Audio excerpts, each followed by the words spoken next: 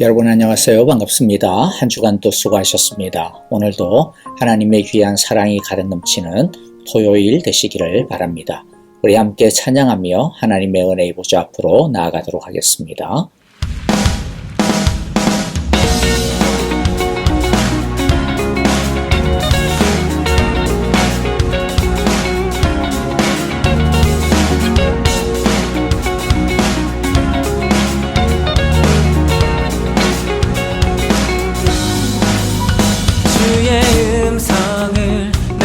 들으니 사랑한단 말일세.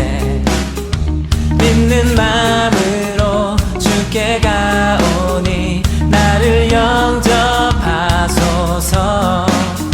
주여 넓으신 은혜 베푸사 나를 받아주시고 나의 품은 뜻 주의 뜻같이 되게 하여 주소서. 내가 매일 십자가 앞에 더 가까이 가오니 구세주의 흘린 몸의 피로써 나를 정케 하소서. 주의 보좌로 나아갈 때에 어찌하니 기쁠까. 주의 얼굴을 항상 배우니 더욱 친근합니다. 내가 매일 십자가 앞에 더 가까이 가오니 구세주의 흘린 몸의 피로써 나를 정케 하소서. 내가 매일 십자가 앞에 더 가까이 가오니 구세주의 흘린 몸의 피로써 나를 정케 하소서.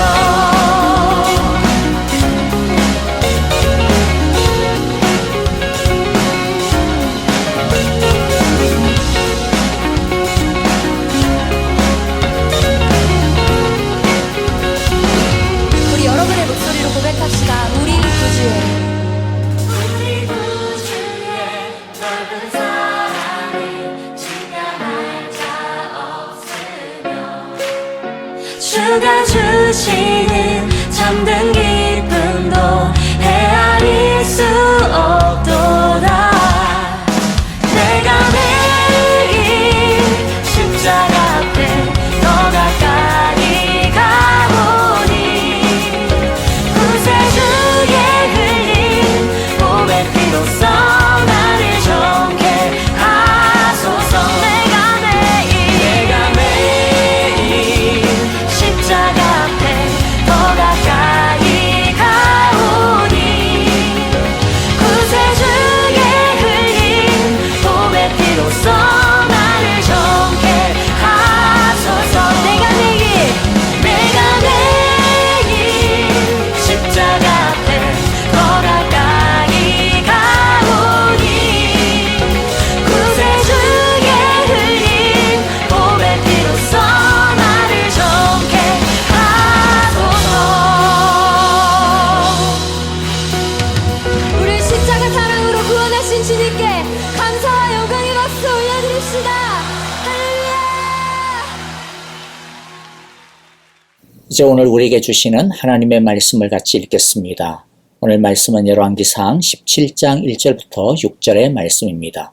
저와 여러분들 한 절씩 같이 읽도록 하겠습니다. 1절을 먼저 읽습니다.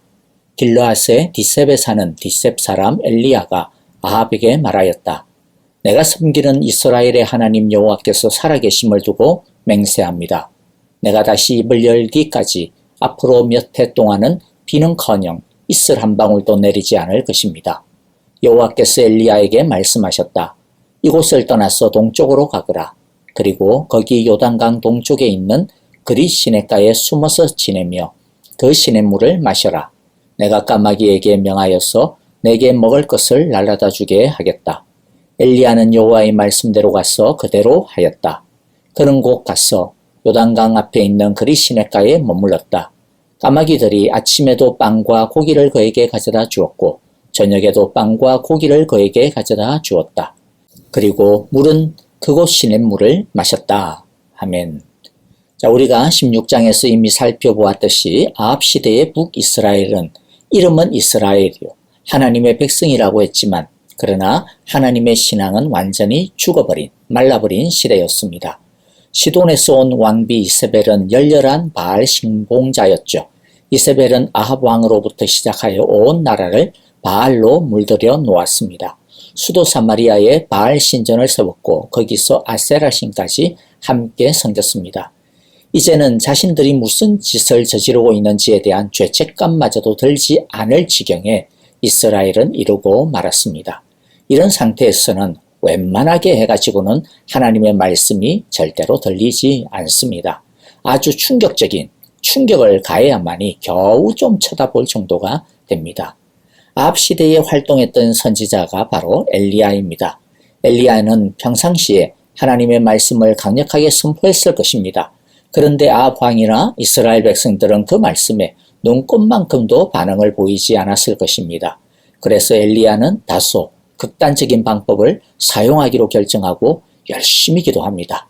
당시 이스라엘 백성들은 바알과 아세라 신에게 미쳐 있었다라고 했습니다. 바알과 아세라는 옛날부터 가나안 땅의 전통적인 신으로 이들은 농경의 신입니다.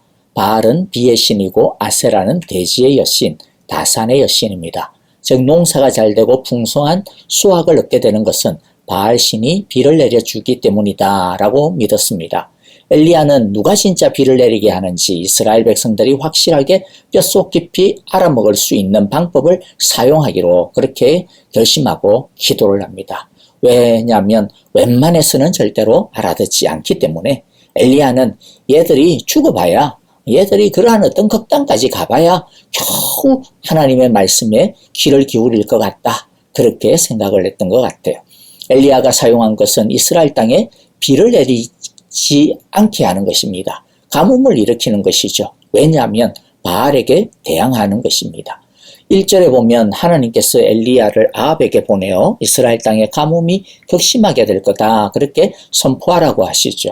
자, 그런데 이것은 사실 어떻게 된 것이냐면 하나님이 가만히 있는 엘리야에게 갑작스럽게 이런 명령을 내리신 것이 아니고 하나님께서 엘리야의 기도를 들으시고 가뭄을 내리실 것을 허락하셔서 아합 왕에게 보내시는 겁니다.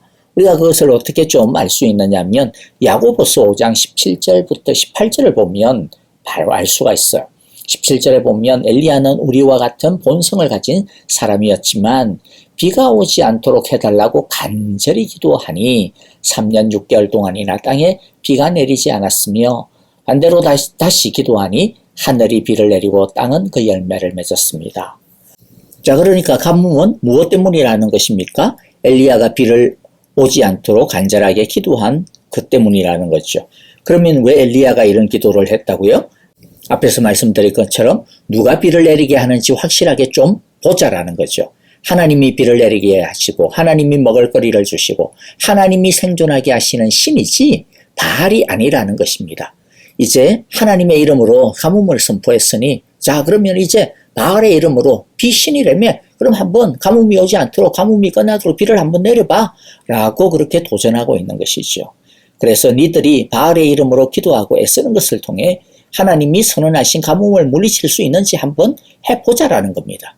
엘리야는 이것을 통해 바알의 허상과 거짓을 이스라엘 앞에서 폭로하고 하나님이 참 신이심을 보여주고자 하는 것입니다.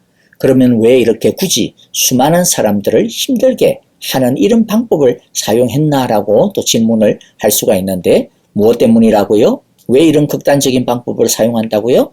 이런 극단적인 방법이 아니고서는 이스라엘이 영적으로 완전히 병들고 완전히 메말라가지고 꿈쩍하지 않기 때문입니다. 자기들이 고통을 당해봐야만 겨우 하나님을 쳐다볼 수 있기 때문이라는 것이죠. 그래서 가뭄으로 인해 고통할 것입니다마는 그러나 가뭄으로 인해 고통하고 죽을 것 같은 것보다 더 무서운 것이 무엇이라는 겁니까? 하나님을 무시하고 하나님을 거역하고 그러다가 하나님으로부터 버림받는 것이 진짜 더 무서운 것이라는 거죠. 차라리 육체적으로 힘들고 괴롭더라도 그것을 통해 하나님께로 돌아올 수만 있다면 그게 진짜 사는 길이고 그게 진짜 축복의 삶이라는 것입니다. 이스라엘은 하나님을 떠나서라도 이 땅에서 잘 먹고 잘 살고 이 땅에서 많이 가지면 그게 성공이고 그게 행복이라고 생각했습니다. 그래서 그들은 하나님을 버리고 바알을 선택한 겁니다. 가나안 땅에서는 바알이 비를 제대로 내려주는 신이라고 믿었기 때문이죠. 하나님이든 바알이든 비만 내려주면 그게 다시 그래서 풍요를 가져다 주기만 하면 그게 진짜 하나님이지 그렇게 생각했던 것이죠. 그러나 엘리야는 아무리 많은 것을 소유하게 하더라도 그게 하나님과 상관없으면 하나님으로부터 온 것이 아니라면 하나님이 주인이 아니라면 그것은 축복이 아니고 도리어 저주라고 본 것입니다. 그 풍요로 인해 결국에는 하나님으로부터 버림받을 것이고 망하게 될 것이라고 본 것입니다. 그러므로 풍요가 하나님을 버리게 하는 요인이라면 차라리 가뭄으로 인해 가지고 다 틀려버리고 다 가난해지고 잃어버리는 게 오히려 더 낫다. 그래서 하나님을 쳐다보는 게 더 낫다라는 거죠. 왜냐하면 하나님 없는 풍요는 시험이요, 유혹이요, 재앙이기 때문입니다. 여러분, 우리는 무엇이 진짜 축복이라고 생각하십니까? 이 세상적인 것은 전부 악하다. 그런 말씀을 제가 하는 것이 아닙니다. 중요한 것은 하나님이 있냐 아니냐라는 거죠. 하나님이 주인이냐 아니냐라는 것입니다. 하나님과 상관이 있는 거냐 아니냐라는 것이죠. 하나님께 더 가까이 나아가게 하는 것이냐 아니면 오히려 더 멀어지게 하는 것이냐라는 것입니다. 아합 왕에게 가뭄을 선포하는 것은 그런데 목숨을 걸고 하는 것입니다. 그것은 곧 바알을 거부하는 것이고 그것은 곧 왕을 대적하는 것이기 때문이죠. 하지만 엘리야는 아합 앞에서 단호하게 가뭄을 선포합니다. 이것은 반하나님적인 세상에 대하여 믿음의 전쟁을 선포한 것입니다.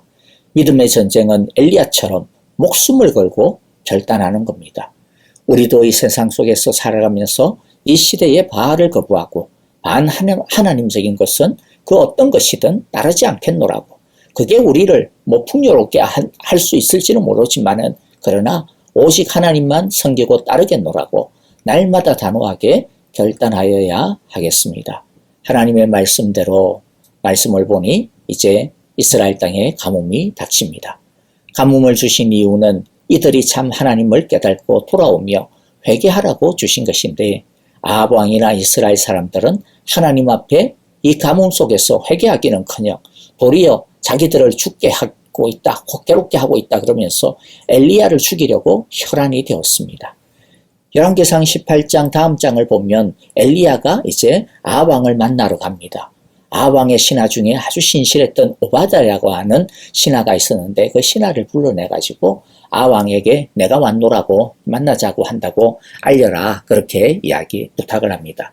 그때 이 오바댜가 엘리야에게 벌벌 떨면서 자기를 죽이려고 자기를 찾아왔느냐고 내가 무슨 그렇게 큰 죄를 지었냐고 내가 얼마나 하나님 앞에서 신실했냐고 이러면서 말합니다. 왜냐하면 자기가 왕에게 엘리야가 여기 있다라고 말하고 간 사이에 혹시라도 하나님의 영이 엘리야를 다른 곳으로 옮겨가 버려가지고 나중에 왕이 엘리야를 잡으러 왔는데 엘리야가 여기 없으면 왕이 자기를 죽일 거라는 거죠. 아왕이 엘리야를 잡으려고 온 나라를 샅샅이 뒤지고 있었기 때문입니다. 이런 위협 속에서 하나님은 엘리야를 멀리 피신시킵니다. 요단강 동쪽 그릿 시냇가로 피해 있으라고 합니다. 하나님 말씀 하나만 붙들고 목숨을 걸고 바알에 대항하는 엘리야에게 하나님은 피할 길을 내주십니다. 그리고 하나님은 까마귀를 통해서 엘리야에게 아침 저녁으로 빵과 고기를 가져다 줘서 먹여 살립니다. 까마귀를 통해 엘리야를 먹여 살려주시는 하나님의 모습은 우리에게 무엇을 말씀하고 있습니까? 생존케 하시는 분이 누구인가를 똑똑하게 보라는 것입니다. 아무도 없는 시냇가에서 누구도 도와주는 이 없는 허허벌판에서 어떻게 생존할 수 있을 거라고 생각할까요? 그리 시냇가로 가라고 하는 하나님의 명령은 하나님을 전혀 믿지 아니하는 사람이 볼 때는 이것은 그냥 가서 죽으라는 소리로밖에 보이지 않을 것입니다. 아무리 하나님의 명령이라 하더라도 절대로 가서는 안 되는 곳이 그릿 시냇가일 거예요. 엘리야가 살아남으려면 지금이라도 현실을 직시하고 아왕에게 미안하다 하고 아왕에게 머리를 숙이고 바알이 대세를 장악하고 있는 이스라엘의 현실을 받아들여야 한다라고 하는 것이 하나님의 하나님 되심을 인정하지 아니하는 모든 사람들이 할 수 있는 최선의 방법이라고 생각했을 겁니다. 그래서 이스라엘 사람들은 지금 타협하면서 살고 있는 겁니다. 하나님을 믿기는 하지만 그러나 가나안 땅에서 비를 얻고 땅의 수확을 얻으려면 가나안 땅에서는 바알과 아세라를 인정해야 돼. 그들도 섬겨야 해. 왜냐하면 그게 이 가나안의 방식이니까. 이렇게 생각하면서 이스라엘 사람들은 바알과 아세라 앞에 무릎을 꿇고 있었던 것이죠. 바알을 섬긴다고 해가지고 뭐 우리가 하나님 버리는 거 아니잖아. 그렇게 스스로를 정정하면서 말이죠. 하나님의 것은 하나님께, 그러나 가이사의 것은 가이사에게 주라며. 그러니까 교회에서는 하나님 믿고 하나님 말씀 따르고 세상에서는 세상의 방식을 따르고 그게 그렇게 살아가는 게 지혜 아니겠어? 그게 생존의 지혜 아니겠어? 라고 생각하면서 이스라엘은 살고 있었던 겁니다. 그런데 그리시네가의 까마귀는 그 생각을 뿌리부터 뒤집어 놓는 혁명적인 메시지인 것입니다. 그리시네가는 아무것도 없으니 얼마 못 가서 죽을 거라고? 천만에 까마귀를 통해서라도 너희는 살아날 수 있어. 그렇게 하나님은 지금 외치고 계시는 것이죠. 이 땅에서의 생존은, 아니 너희들이 그렇게 좋아하는 이 땅에서의 번영도 까마귀를 보내는 하나님의 손에, 나의 손에 달려있다라고 하는 것이 그리시네가 까마귀 교훈의 하나님의 핵심인 것이죠. 없다면 만들어서라도 먹여 살리는 창조의 하나님을 믿으라는 것입니다. 변함없이 비가 내릴 것이라고 하는 생각을 가뭄을 통해서 말려버리시는 하나님. 있는 것도 얼마든지 멈추게 하시고 없애버릴 수 있는 창조주 하나님을 두려워하라고 하는 것이 가뭄을 통해 주시는 하나님의 교훈인 것입니다. 말씀을 정리해 보겠습니다. 갈 때까지 가버린 이스라엘 백성들에게 하나님은 어떻게 해서라도 하나님의 말씀에 관심을 가지도록 하시기 위해 가뭄마저도 보내셨습니다. 왜냐하면 이 땅에서 이른 비와 늦은 비를 맞으며 이 땅에서 원하는 만큼 풍성한 수확을 이루는 것보다 하나님의 말씀을 듣는 것이 더 중요하고 귀하기 때문입니다.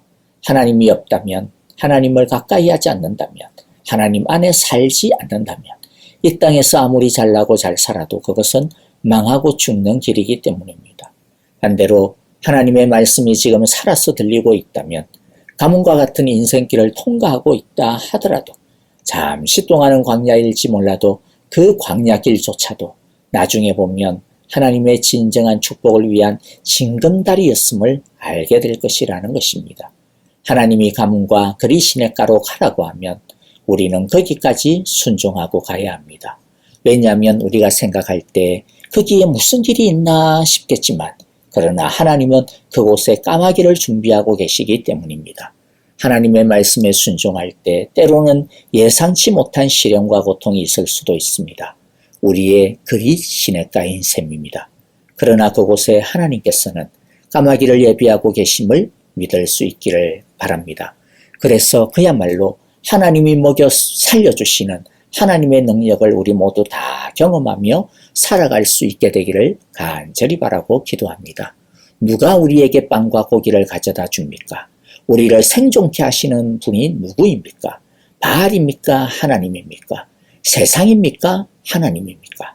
우리를 생존하게 하시는 분은, 우리를 번영케 하시는 분은 까마귀를 창조하시고 까마귀를 통해서 먹을 것을 가져다 주시는 창조주 하나님이심을 우리 모두가 항상 기억하고 주님만 신뢰하고 의지하며 복종하고 헌신하는 우리 모두가 다 되시기를 간절히 기도하고 축복합니다.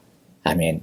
자, 오늘 우리에게 주신 말씀들 마음에 새기면서 그리시네가까지 순종하게 하소서. 우리 그와 같은 마음 가지고 우리 함께 찬송하며 기도하도록 하겠습니다. 내일 주일입니다. 예배를 위하여서, 주일의 은혜를 위하여서 우리 함께 기도하고요. 형제자매들을 위하여 기도할 때 아프신 분들, 특별히 지수영 집사님의 치유를 위하여 기도해 주시고, 단기 선교 떠난 감비아 단기 선교팀들을 위하여서 안정과 건강, 성령 충만한 시간들 되게 하소서. 주의 영광을 경험하게 하소서라고 기도해 주시기를 바랍니다. 함께 찬양하며 기도하겠습니다.